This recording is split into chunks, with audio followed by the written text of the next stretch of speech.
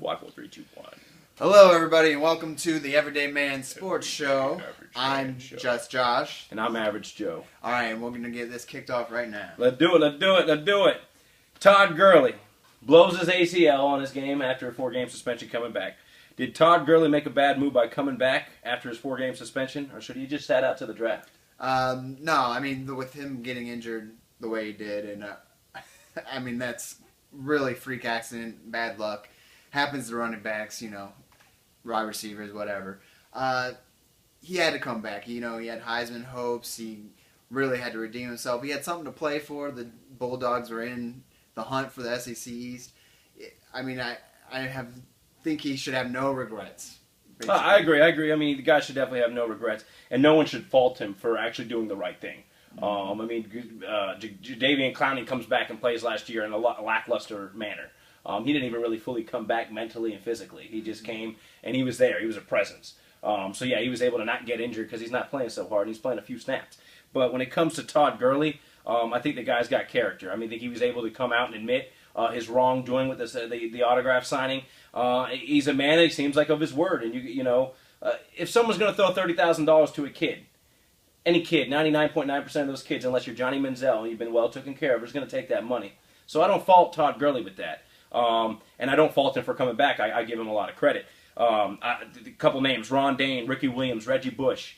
These are guys that they had a little bit of success in the NFL, but they didn't quite make it. And their legendary status, the mark they were going to set in pro sports and their particular field, was right then and there. And I mean, look at Colt McCoy. He sat out the second half of the national championship game. What has he became? Nothing. That could have been his legendary spot. He could have been Vince Young. Look at Vince Young. He doesn't do much in the NFL. At least these guys give themselves a chance to accomplish something. You can't hold on so much to the future that you're not living in the present. Yeah. So, yeah. LaGarrette Blount waved after suiting up in street clothes pretty much halfway through the game. Mm-hmm. What are your thoughts on that? Yeah, he's done. His career's over. Pretty much putting on that street clothes pretty much walked himself out of the NFL. The Steelers were completely right in waiving him. I don't think LaGarrette Blount's all that great of a running back anyways. No, he's not. And what do you teach a team or show a team what you're willing to deal with if you allow him to even get on that bus and go home with you? He's got to be cut then and there. As soon as you take your uniform off, all right, buddy, that's it. Put your clothes on forever. Because you're never suiting back up. You can't quit. And the biggest thing out of all this, they were winning. Yeah. They were winning.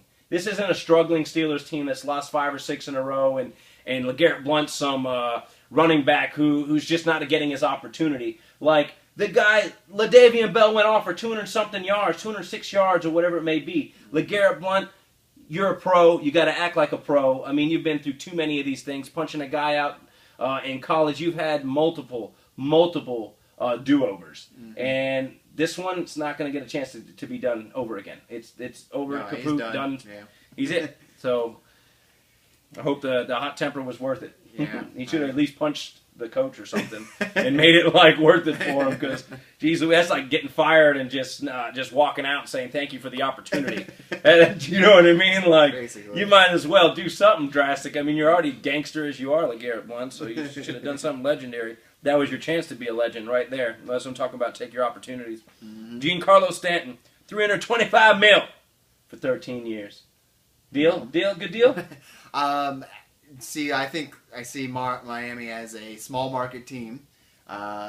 This is a great deal for the Marlins. And for Stanton, he doesn't get a lot of money up front, but in the later years, I mean, he's going to make a lot of money, and I think it's pretty much guaranteed that he leaves with, a lot of money. And I like the deal. I think many deals of this kind don't really work out, like A-Rod or whatever, but this one, I can see it working. Small market team, great player, young guy, one of the best players in baseball, maybe the best, and I think this will work out. I think it's a good signing for Stanton. I think it's a good signing for him because, 13 years guaranteed. Someone's going to have to fork up the money, whether it be the Marlins where you get traded or whatever. But for the Marlins' sake, I don't think it's that great because, the guy, yeah, he's the best power hitter in baseball right now, but it could be a few years down the road. 5 or 6 years is even long from now. Mm-hmm. You know what I'm saying? There's no telling what happens. Never mind 13 years from now. Yeah. 13 years from now. So his son will be making his way in the majors by then. So there's no telling. I just think it's too long to make an obligation to somebody, regardless of the talent, regardless of how good they are. I think this 13 years is too big of an obligation because if it doesn't work out, you're like Grant Hill and the Magic and you're screwed. It kind of sucks, though. Like, even if they traded him, you're never going to get another Stanton back for him. You just kind of let him go, get a couple prospects. You never know what happens. Keeping the guy like this in town it's just you got to do whatever. No, and it's good for their organization too because he's Spanish. He's going to bring in that crowd. It's a household name. He's going to be the superstar. They hook their toe or two, their hitch to, and they're going to ride it all the way. Yeah. So it's not a bad move either. It's not. I mean, but we're grading it. We're talking about it. Yeah, it'll be interesting. It will be. It will be. It'll be something to see, and time will tell. And it's one of those things where we're going to have to revisit this a couple years from now before you can sit here and make a determination whether it was good or bad. Right. So, Florida fired Will Muschamp. Should have been let go effective immediately, or would you give him the opportunity to finish the year out? I gotta say, he's gotta be out of there already. Like, I mean, what do they really want him there to try and beat FSU? I mean, like, why? He's just a lame duck coach sitting there. I mean, these are his players. I can see he wants to finish out. These are his players. The players probably want him to stay. They love him. And I actually feel bad for the guy. I think he's a good guy. I wish it could have worked out for him. Yeah, I don't dislike Muschamp either. Yeah, I mean, if this like was you a said, guy I hated, then get him out. It was his style of offense. He's not willing to change or adapt or anything like that. That's really put him under the bus. But the guy, as far as character and morals and whatnot, he's a stand-up guy. Mm-hmm. And I like Will Muschamp, but I think what happens? I mean, this happened with Ron Zook when they go and beat Florida State when Florida State was relevant. After his end of his tenure. What happens if this happens again? If they beat Florida State, knock them out of the national championship, and then you got a team who just beat the number one team in the nation, and you fire the coach? It's just caused a lot of mass confusion. Yeah. I think you should have maybe let go of Muschamp. Obviously, hire the assistant, whoever that may be, and just promote him and say, Muschamp, we appreciate it. But I mean, what are they going to do if they make it to a bowl? Is he going to be just sitting the sidelines? And I mean, there's too much confusion. That's why I think that they should have let him go. Hey, he's fired. You're fired right now and there, right then and there, and that's it. I mean, this is a lost season. But don't count my words. Florida might beat Florida State, and I have a very good feeling that Florida might beat Florida State. It could. And when you're motivated like that, yeah, I can see it happening. But get Muschamp out of there. Really. Muschamp, who's a good replacement? That brings me to the segue of this next question. Who's a good replacement? There's talks of Rich Rodriguez, Bob Stoops, or Dan Mullen. Dan Mullen of all those guys, I'd love for him to be there. I agree. But, I actually don't see him. He's not, unless he blows the end of this year with Mississippi State, he's not leaving. Mm-hmm. You know what I mean? I actually heard there's some bad blood between him and the AD, too. So, Dan Mullen, I would love to see him. He's the best guy for the job. But I don't see it happening. Of all those guys, Rich Rodriguez is probably going to get that job. I think Bob Stoops too old school. I think they need someone more modern. I think they need to. They've had success with Urban Meyer and these type of guys that are younger.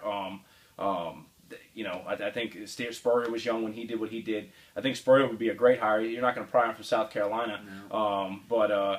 Yeah, I mean, if you're talking about these three guys, I like Dan Mullen the most. But if it's going to be a matter of the AD over there, they're going to let that athletic director go. If it's going to be a choice of him and Dan Mullen. Yeah, the football player does. Yeah. Or the football team is better. Yeah. Higher on the totem pole than anything there. Yeah, no, exactly. And then Rich Rodriguez. But, like I said, Bob Stoops would be the one guy I'd just say. Here's a name that it's not going to happen ever because he's got like a bunch of better choices. But Jim Harbaugh as Florida's coach, man, I would love that. Yeah, with all the talks him going to Michigan and stuff. Yeah. I mean, I don't know. I mean, would he really go back? I mean, he's a Michigan man. I think if he leaves, he's going to go back to college. He's going to Michigan. Yeah, if he leaves to go back, he's going to college. And it could possibly happen depending on how the 49ers flop. If they don't make the playoffs, there's a good chance he ends up back in college. I think he's gone, but that's another story. But yeah, we'll have to save that topic for like the end of the year when shit happens like that. So.